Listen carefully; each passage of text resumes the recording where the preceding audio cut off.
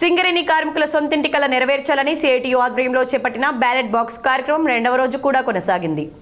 సొంతింటి కలపై సిఐటియు గురువారం శుక్రవారం 2 రోజుల పాటు సింగరేణి వ్యాప్తంగా అన్ని గనులపై డిపార్ట్మెంట్లపై బ్యాలెట్ బాక్సులు కార్మికులు సొంతిల్లు కావాలా క్వార్టర్ కావాలా అని తమ ఓటు ద్వారా అభిప్రాయాన్ని తెలియపరిచే కార్యక్రమాన్ని చేపట్టగా 2 రోజులుగా చేపట్టిన బ్యాలెట్ బాక్స్ కార్యక్రమంలో కార్మికులు పాల్గొని ఓటు ద్వారా తమ అభిప్రాయాన్ని బ్యాలెట్ బాక్స్లో ఉంచారు.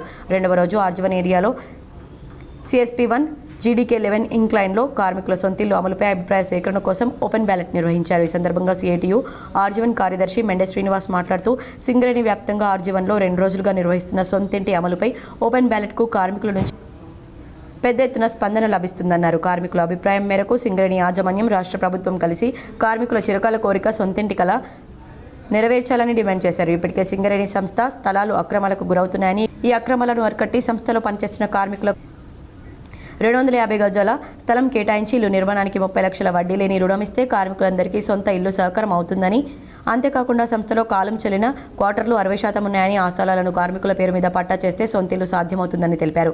యాజమాన్యం ఆ దిశగా ఆలోచించకుండా పాత క్వార్టర్లను కూల్చివేసి అదే స్థలంలో కొత్త క్వార్టర్లు నిర్మించాలని ప్రయత్నం చేస్తుందని, అధికారులు కమిషన్ల కోసం కక్కుర్తిపడి సంస్థలను నష్టాల పాలు చేస్తున్న పరిస్థితి ఉందన్నారు. సిఐటియు నిర్వహిస్తున్న అభిప్రాయ సేకరణను అడ్డుకోవడానికి అటు యూనియన్లు ఇటు యాజమాన్యం కలిసి ఎన్ని కుట్రలు పన్నినా కార్మికులు పెద్ద సంఖ్యలో పాల్గొని విజయవంతం చేసిన కార్మికులందరికీ అభినందనలు తెలిపారు.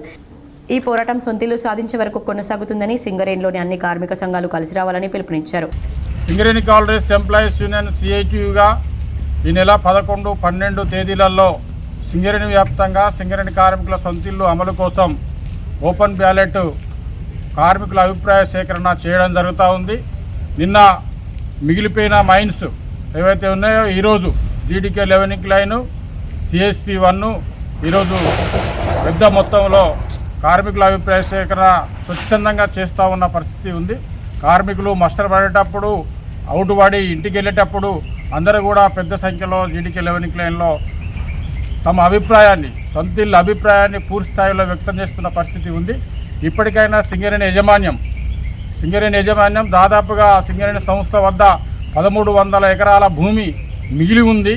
దాన్నంతా కూడా కార్మికులకు 250 గజాల చొప్పున ఇచ్చేసి సొంత ఇంటి రుణం కోసం కోల్ ఇండియాలో 30 లక్షల అగ్రిమెంట్ జరిగింది.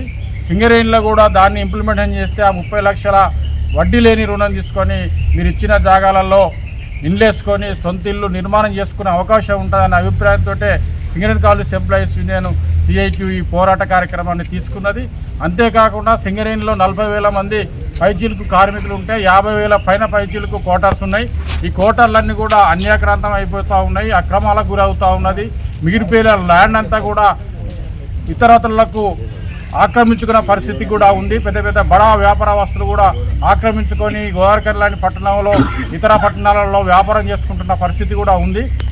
ఇక్కడ గోదావరిఖనికి చూసినప్పుడు క్వార్టర్ల పక్క పొంటే మున్సిపల్ ఆఫీసు మనం చూసుకుంటే మున్సిపల్ కార్పొరేషన్ ఆఫీస్ ముందు సింగరేణి ల్యాండ్లో మొత్తం మంది ప్రైవేటు వాళ్ళు వ్యక్తులు ఇల్లేసుకొని అలా వ్యాపారం చేసుకొని జీవనం కొనసాగిస్తున్న పరిస్థితి ఉంది.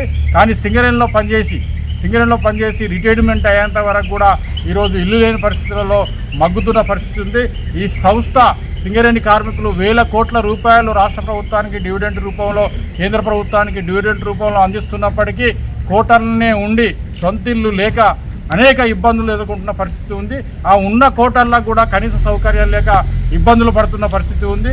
కోటర్ తీసుకున్నందుకు అలవెన్సుల పేరుతోటి 1000 రూపాయలు రికవరీ చేస్తున్నారు. కాబట్టి ఆ 1000 రూపాయల రికవరీ ఏదైతే చేస్తూ ఉన్నారో మాకు సొంతిల్లు అమలు చేస్తే ఆ రికవరీ బ్యాంక్ లోన్గా పెట్టుకొని మా ఇల్లు నిర్మాణానికి అవకాశం ఉంటుంది. కాబట్టి సింగరేణిలో మిగిలిపోయిన ల్యాండ్ అలాగే మిగిలిపోయిన క్వార్టర్స్ ఇవన్నింటినీ కూడా ఒకసారి స్టడీ చేసి కార్మికులందరికీ సొంతిల్లు అమలయ్యే విధంగా యాజమాన్యము ప్రభుత్వం చర్యలు తీసుకోవాలనే ఈరోజు ఈ 2 రోజులు కూడా బ్యాలెట్ ఉద్యమ కార్యక్రమం చేపట్టినాం.